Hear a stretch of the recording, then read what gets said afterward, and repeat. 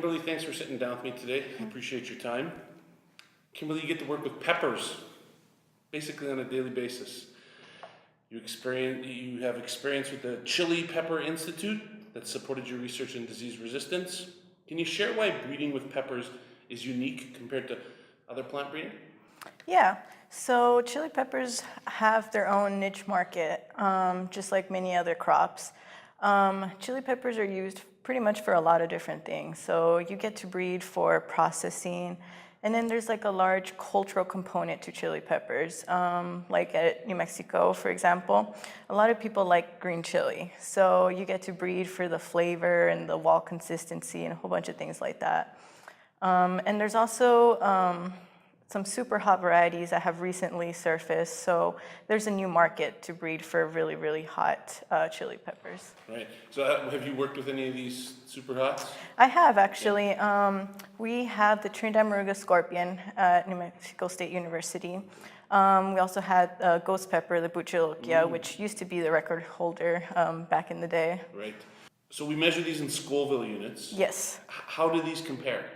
So the Buchalokia pepper is about 1 million Scoville units. Jalapeno is around 10,000. So then the Trinidad Moruga scorpion is twice as hot as the ghost pepper, which is about 2 million Scoville heat units. So they're pretty hot. Wow. Kimberly, why is it so important to come together with your colleagues from all over the globe here at the 13th Annual SolGenomics Conference at UC Davis? So attending any conference can be very helpful for everyone. So this gives scientists and researchers an opportunity to get together and share their knowledge and their research and their findings.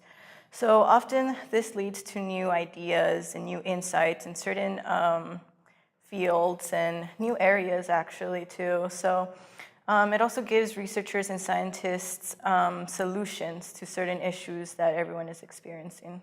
Well, and it's not just the presentations. At lunch yesterday, got to sit with a table full of people, and you folks don't have, how are the San Diego Padres doing? You have conversations that lead to some pretty heavy conversations, and a lot of discussion about projects that they're working on. And I mean, we saw yesterday during lunch that there was some collaboration that happened that I think will genuinely move the needle. Have you experienced that since you've been here already? Yes, I have. Many researchers have been talking to me about molecular genetics and their projects, and to me that is a new area. So it is very interesting to get to hear other aspects of what I'm working on. Right, excellent. So the plant breeding community is relying on young plant breeders like yourself, not only to carry on the research, but also to tell the story. What skills do you figure you bring to the table to help enhance that message? And how are you going to utilize those skills? So I am familiar with classical breeding methods. I have worked under Dr. Paul Boslin for about 5 years now. And I've worked in the Chili Pepper Institute. I've worked in his greenhouses in the fields. So I feel that I've talked to the consumers, and I've talked to some of the farmers around New Mexico. So I know what they're looking for, and I know how to address certain issues. So I think that'd be helpful, along with my knowledge on classical breeding, to develop new cultivars that can help everyone. So Kimberly, I understand then that you've got the background, you've got the understanding, you've worked with a pretty solid plant breeder along the way, to say the least. How do you take that message and package it up to share it with a bigger audience? Because that weight rests on your shoulders, whether we like it or not. That's a torch that's now being passed. So I feel like it is very important to reach out to the community, because ultimately they're the ones that you're going to tailor your research towards. Right. So I think that educating them and finding out what they need can pretty much help all of us researchers kind of gear us towards where we need to go. Would it be safe to say, in your opinion, that mainstream society does not understand plant breeding in general? Yes, I'm going to say yes. Yeah. And so then we put on top of that not understanding traditional plant breeding. We bolt onto that transgenic plant breeding, and we've got a lot of misunderstanding. So I'm going to ask for, what would your 2 cents be on the topic as an industry, and as we try to attempt to package up this information and share it to this much larger audience so they can understand it? So I would say that most people don't have the basic knowledge, the building blocks to be able to understand. So I feel it is very important to try to go back and explain to them and then build on that.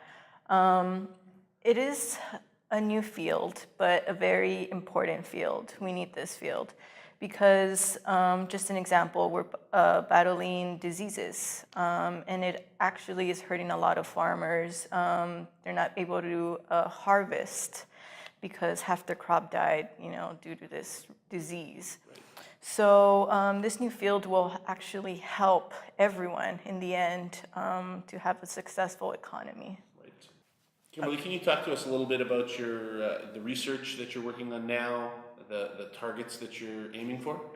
Yes, so a large component of my research has to do with disease resistance and fungi, specifically verticillium and Phytophthora capsicum in chili peppers.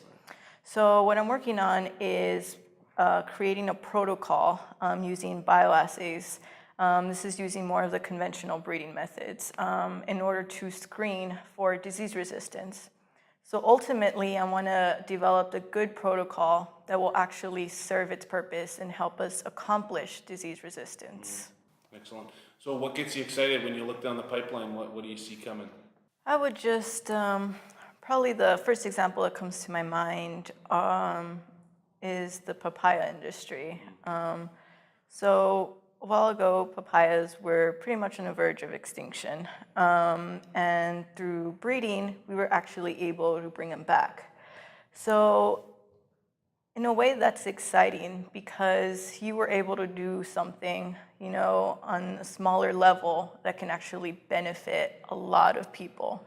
So plant breeding is really exciting. The fact that you can pretty much kind of manipulate the plant and be able to pretty much construct whatever you have in mind. It's like kind of like an art, whatever you picture you have in your mind, you can kind of work towards that and accomplish something. Awesome. Well said, Kimberly.